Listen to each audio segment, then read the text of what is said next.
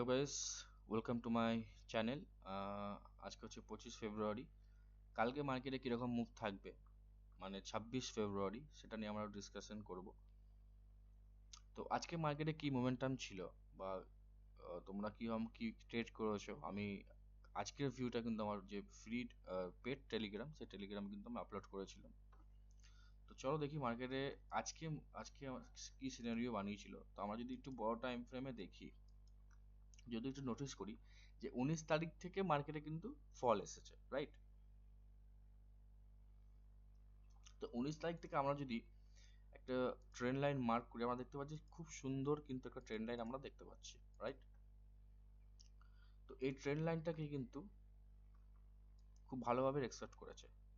সেটা আজকেও আমরা দেখেছি যে এখানেও কিন্তু খুব সুন্দর আমাদের কিন্তু রেসপেক্ট করেছে। কিন্তু এখানে যারা জানো না কিভাবে ট্রেড নেবে, তো এই জিনিসগুলো জানতে হলে আমার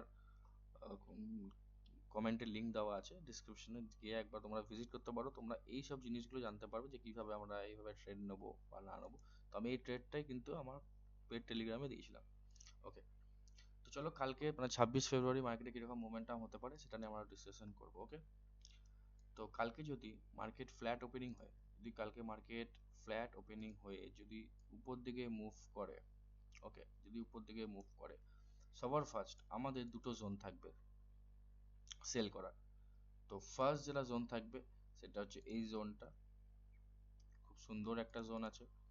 যদি কালকে মার্কেট ফ্ল্যাট ওপেনিং হওয়ার পর, ভালো করে সিনারিওটা বুঝে না, যদি মার্কেট কালকে ফ্ল্যাট ওপেনিং হওয়ার পর যদি উপর দিকে যায়, আমরা কিন্তু এই জোন থেকে সেল করব।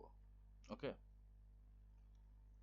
জোনটা তোমরা মার্ক করে নিতে পারো, কেন এখানে ট্রেড লাইনেরও একটা সাপোর্ট আছে, রেজিস্ট্যান্স আছে, প্লাস আমাদের একটা সেটআপও আছে, যেটা আমরা এখান থেকে কিন্তু সেল আমাদের করতে পারি। ওকে, যদি মার্কেট কালকে যদি ফ্ল্যাট ওপেনিং হয়ে যদি উপর দিকে যায়, তাহলে আমরা এখান থেকে সেল অফ করতে পারি। ওকে, এটা আমাদের ফার্স্ট আমাদের ট্রেড লজিক।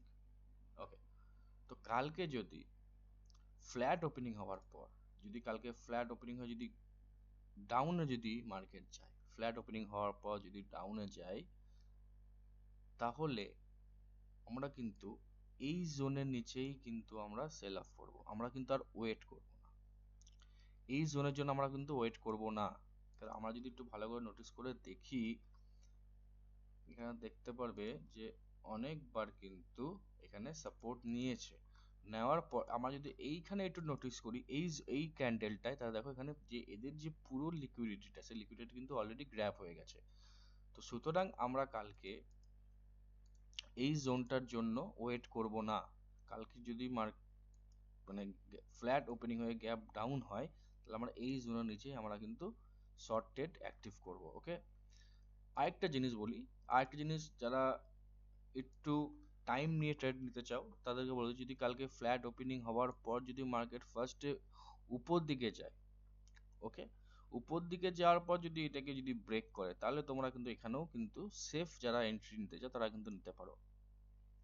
ওকে, তো এটা হয়ে গেল আমাদের ফ্ল্যাট ওপেনিং হয়ে যদি ফ্ল্যাট ওপেনিং হওয়ার পর উপর দিকে যায়, তাহলে আমাদের ফার্স্ট কি থাকবে, ফার্স্ট আমাদের উপরে থাকবে যদি আমাদের এই জোনটা, এখান থেকে আমরা শর্ট করব।